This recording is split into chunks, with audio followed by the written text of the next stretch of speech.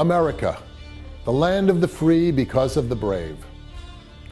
As we journey into our 10th anniversary of Cost of Freedom existence, we are reminded of the history of our country and the basic principles we were founded upon, that we are all created with freedoms endowed by our Creator. "Don't tread on me" was the flag stating the personal standards of our first United States Navy. Declaration of Independence was signed by 56 brave and wealthy men of means who lost their wealth, their families, their lives by signing this document.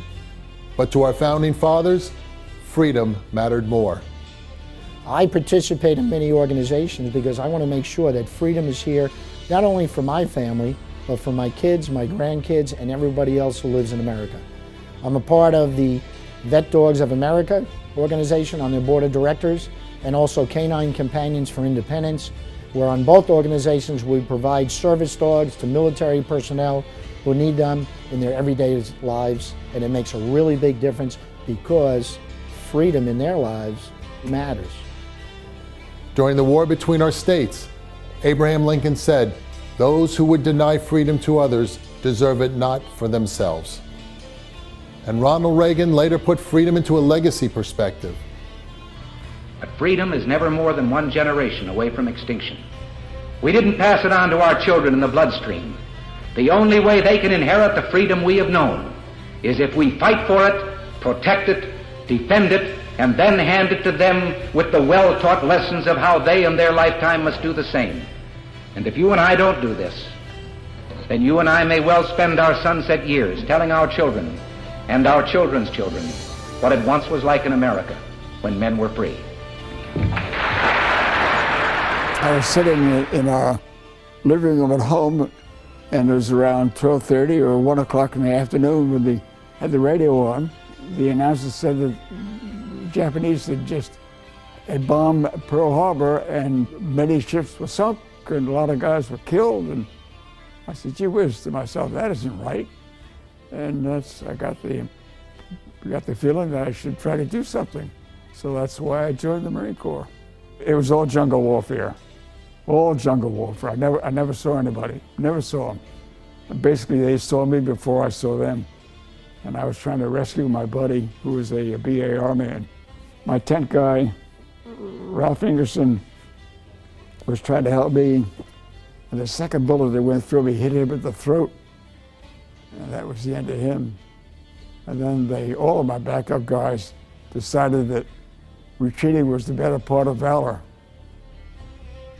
And you could hear a feather drop. Everything was so quiet. And I could just feel those Japanese eyes looking. And so I lied there for about 3 or 4 minutes. And I jumped up and got out of there, and luckily my legs worked, even though I was hit twice. And survived. And the next day I was evacuated from Guadalcanal on a stretcher. I'm no hero, but I'm lucky. Freedom matters, of course freedom matters. So far we still have a democracy, it's working. We're lucky. There are the 100% of our countrymen that enjoy the freedoms, yet there is the 1% that vigilantly defend the cause of liberty, both at home and abroad, to ensure these ideals remain an American treasure. Servicemen and servicewomen down through the ages have paid a price, albeit through blood, sweat, life and limb. Someone had to be the workhorse to defend the principles to protect and defend our nation's greatest treasure, freedom. Yet despite our men and women in uniform affecting freedom positively, there remain some that do not clearly understand the full joy and responsibility of this gift called freedom. It is our job to teach them and to never let them forget. So the Travis Manion Foundation and the 9/11 Heroes Run made it possible for me to remember my fallen classmates and friends, and also honor and remember my uncle and the other victims of 9/11 from our town. So it was almost a source of healing for myself, but it also made it possible for for our town to heal and honor all in one. To stay at a place like the Naval Academy, you have to feel like you belong there. And it's bigger than us. You know that freedom is in your hands. And you know that there's people that can't fight for it. So if not me, then who? Is the motto that Manion really said. and it kind of makes sense, and it's how you feel. As down to as small as there's a piece of garbage on the ground, you pick it up because if not me, then who? It trickles up, and it applies to the bigger life picture. Because freedom matters, and without it, who knows where we'd be. We all have a responsibility to ensure our legacy remains intact for generations to come. Freedom matters so much to most Americans that many are willing to pay the ultimate price. My question is, what are we willing to do for them? And a Marine is severely injured, they will send people to your house to inform you rather than have you hear of the catastrophic injuries without the support of Marines present to tell you what to do. And for about 10 seconds, I had the feeling that mothers have when your son is gone. And I had that until I registered that they were telling me, Mrs. Byler, your son is alive. Semper Fi Fund supports particularly the Marines and their families. Those Marines are fighting for our freedoms. And what we as Americans are and what distinguishes us from our enemies is our belief that every life matters. And each one of us has a God-given gift that we are to develop and offer to make the world a better place. And our job here in the United States is to make this country worth fighting for again.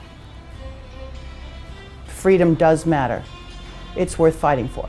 Cost of Freedom Incorporated was created to honor and appreciate those that protect and defend our nation's greatest treasure, freedom, and to ensure that the core values that made our country great are properly handed down for generations to come. Those values include honor, courage, commitment, sacrifice, respect, and responsibility. And it's my job as an NCO of the Marine Corps to say, hey, Marine, hey, soldier, it's time for you to get up and go. And you got a lot of life to live, and you've given a life, so now it's time for you to get your life back. And that's what we're doing at the Garage. And it's to bring them in, get them in a trade, send them to college, make them productive Americans, such as they should be. It's like the Cost of Freedom. They're all about bringing guys in and get them reconnected with life, and that's the same similarities of where I'm trying to do with the Winter Warrior Garage. There's been blood shed on almost every shore to ensure that the cost of freedom is paid. And that cost is very high. You can go to Arlington and see the price, and the numbers just keep adding. Because men like me see a cause in it, no matter what any political bystander says. I still see a cause in it. So freedom does matter.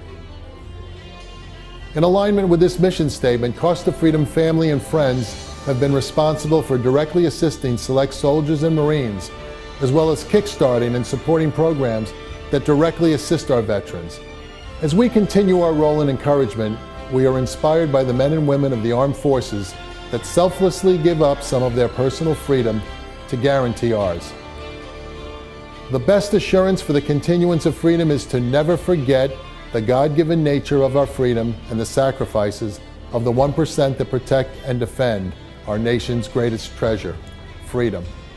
Freedom is both a gift and a responsibility that we all must share, because freedom matters.